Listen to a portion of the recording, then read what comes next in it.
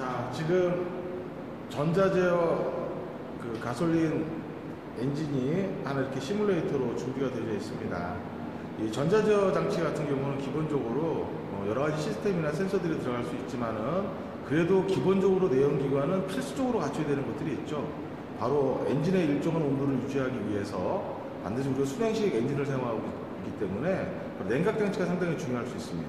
그래서 냉각장치, 그 다음에 모든 기계는 섭도운동이라는 걸 하죠. 서로 간에 마찰이 되고 마찰하는 과정 중에서 서로 간에 이제 큰 충격력이 직접적으로 닿지 않게, 그 다음에 그로 인해서 마멸이 되지 않게, 파손이 되지 않게, 그걸 우리가 감마작용이라고 하는데요.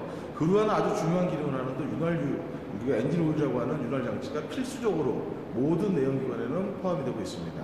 그래서 그런 부분에 관련하고, 또 하나는 가솔린 엔진이다 보니까는 가솔린 연료를 갖다가 실질적으로 연소실 안에 어떤 식으로 공급을 해줄까 하는 계통은 어떤가, 이 세 가지 부분에 대해서 우리가 전반적으로 알기 쉬운 범위에서 한번 보도록 하겠습니다. 지금 먼저 우리가 냉각 계통이다 그러면은 엔진에서 멈춰 있는 게 아니라 고여 있는 것이 아니라 계속 순환을 해야 돼요.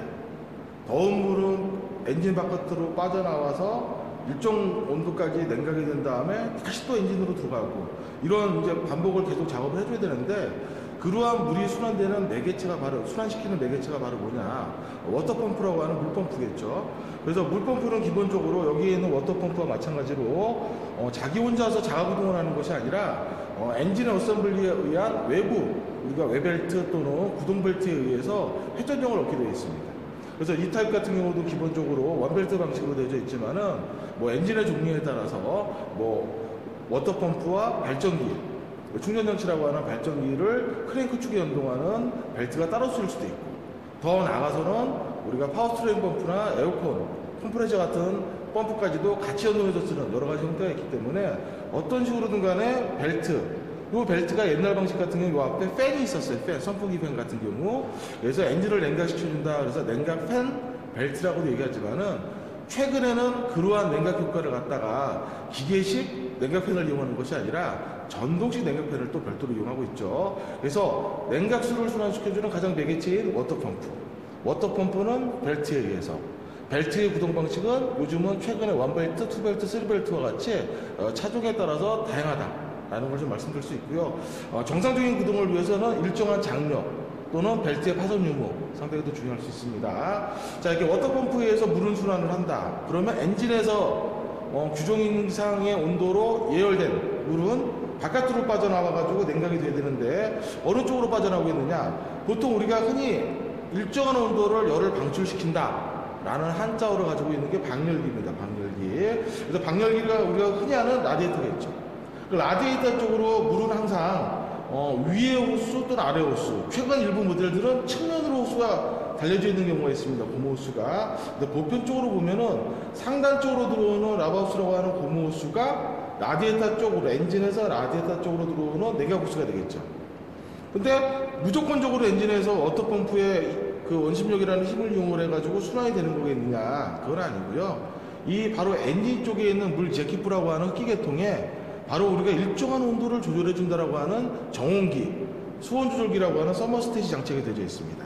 서머스탯은 일정한 온도, 종류에 따라서죠. 일정한 온도, 규정 온도가 되게 되면은 평상시에는 막고 있다가 항상 엔진에 있는 물의 온도 영향을 받겠죠. 그래서 규정 온도 이상이 되게 되면은 고무라든지 왁스라든지 에테르 알코올과 같은 또는 금속성 열 변형률이라든지 이런 등에 의해 가지고 변형이 일어나면서 통로를 개방해줘요.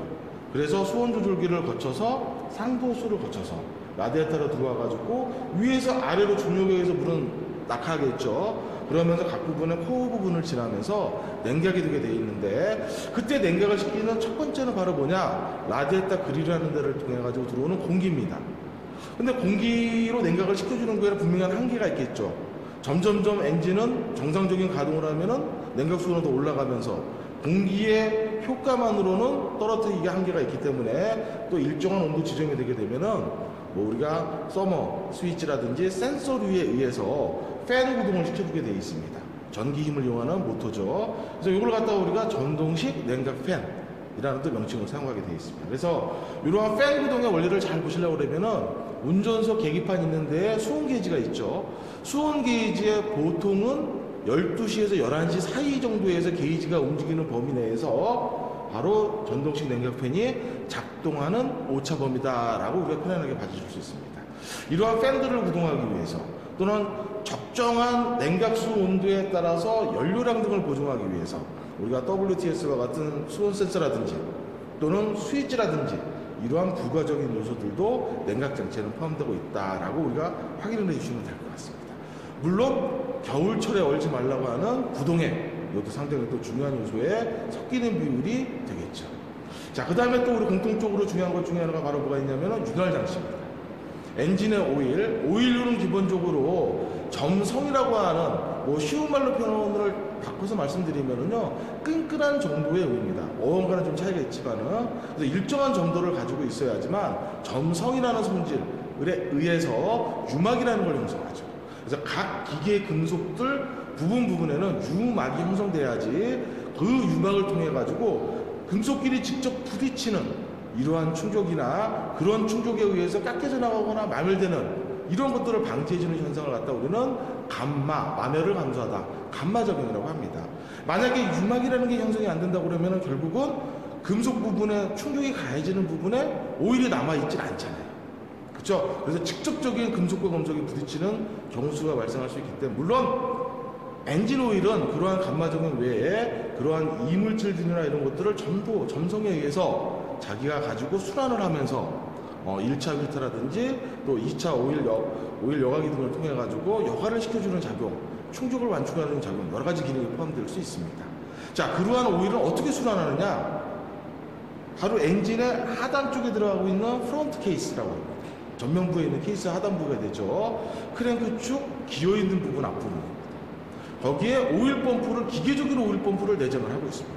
그럼 기계적으로 오일 펌프는 어떻게 구동을 하느냐? 크랭크 축의 회전과 더불어서 직접적으로 맞물려 구동할 수도 있고 벨트나 체인류를 통해서 구동할 수도 있습니다. 그래서 기계적인 오일 펌프가 크랭킹 되면서 그때서부터 기본적으로 작동을 하면서 원심력에 의해서 오일을 아래 하단에서부터 필요한 요소로 분수를 품어 올리듯이 상단까지 품어 올려서 다시 하단으로 내려오는 그런 시스템을 가지고 있죠. 그래서 프론트 케이스라고 하는 하단부 안에는 오일 펌프를 포함해가지고 일정한 압력을 유지하기 위한 압력 조절기. 그 다음에 오일이 제대로 순환이 되느냐. 보통 이제 계기판에 보면은 오일이 부족하거나 시동을 걸기 전에 오일 경고등이 들어오죠. 그래서 그러한 오일의 이상 유무를 판단해 줄 수 있는 스위치가 바로 오일 압력 스위치입니다. 그래서 오일 스위치를 거쳐가지고 기본적으로 우리가 순환하는 구조로 되어져 있기 때문에 평상시에 일상 점검이죠. 그래서 기본적으로 오일에 최초는 기존에 묻어있는 오일 등이 있을 수 있으니까 처음에는 한번 닦아주시고, 그리고 오일의 양이 일단 중요하죠. 그 다음에는 오일의 상태입니다.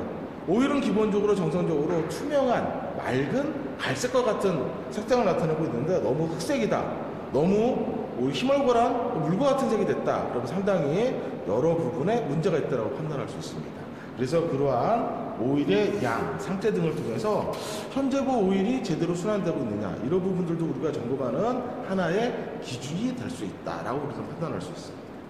그 다음에 내연기관의 연료의 종류에 따라서 차이가 나지만은 가솔린 전자제어 방식, 특히 이 엔진 같은 경우는 GDI라고 해가지고 인젝터가 연소실 내에서 직접적으로 연소를 고압에 분산할 수 있는 그런 시스템을 가지고 있는 엔진입니다. 그래서 이런 GDI 방식의 가솔린 엔진에서의 기본적인 연료 계통은 무엇이냐? 저압 펌프가 먼저 있어야 돼요. 저압 펌프 같은 경우는 기본적으로 연료 탱크 있는 부분에, 여기는 시뮬레이터이기 때문에 별도의 연료 탱크가 있지 않고 별도로 연료 탱크를 하나 만들었죠. 그래서 연료 탱크 하단 연료 탱크 있는 부분에 저압식 연료 펌프가 기본적으로 내장이 되어 있고, 거기서 컴퓨터 신호를 받아서 기본적인 압력으로 연료를 1차적으로 공급을 해주게 되게 되면은 고함식 펌프 및 압력 조절기를 거쳐가지고 최종적으로 연소실 내 흡기계통 안에 장착이 되어 있는 연소실 쪽에 직접 들어가 있는 겁니다, 인젝터가. 그래서 우리가 직분사 방식이라고도 표현하는데 그 계통을 통해서 기본적으로 1차 연료 펌프, 그 다음에 2차 고압 펌프, 그 다음에 압력 조절기, 그 다음에 인젝터, 이런 단계를 거쳐가지고 최상의 조건, 엔진의 상태가 어느 상태냐 등에 따라서 배기만의 연료를 분사할 수도 있고 흡입 초중반에 연료를 분사할 수도 있고, 이러한 다양한 연료를 분사해주는 시스템을 가지고 가장 최소의 연비로 가장 고효율을 올릴 수 있는 이런 형태를 유지할 수 있는 게 바로 GDI 계통의 연료 계통이다 라고 우리가 볼 수가 있습니다. 그런 부분들을 또 다 해결하기 위한 것들이 바로 뭐냐, 기타 부분의 센서라고 우리가 볼 수가 있죠. 자, 이렇게 저와 함께 가장 기본적으로 가솔린 전자제어 방식에서의 냉각 계통, 그 다음에 윤활 계통, 그 다음에 특수성을 가지고 있지만은 가솔린 GDI 방식에 대해서 간단히 한번 알아봤습니다.